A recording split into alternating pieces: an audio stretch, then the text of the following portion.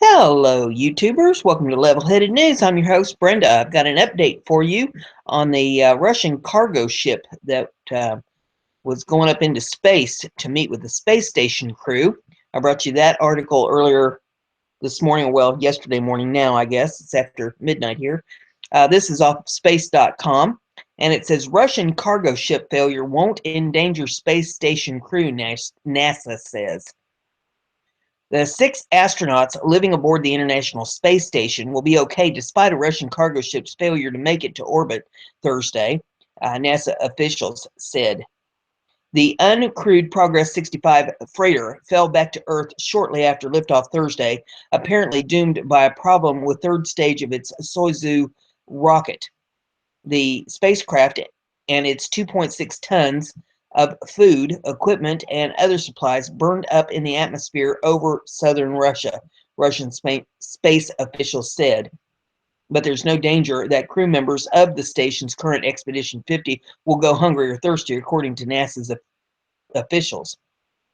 And there is some video in this. If you'd like to pull up the article and take a look at it, the URL is in the description of this video. It says the Expedition 50 crew is safe aboard the station. Consumables aboard the station are at good levels. NASA spokesman Dan Hoot, that's H-U-O-T, of the agency's Johnson Space Center in Houston, told Space.com by email.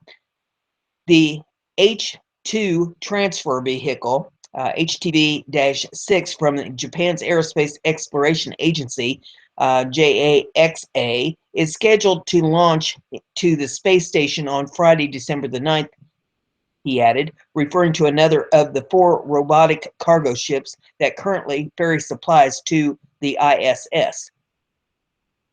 The other 2 freighters are the Dragon and Cygnus spacecraft, which are built by American companies SpaceX and Orbital ATK, respectively.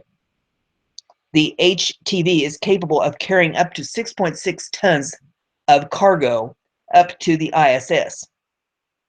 The Progress 65's lost payload include 1,400 pounds of propellant, 112 pounds of oxygen, 925 pounds of water, and 2750 pounds.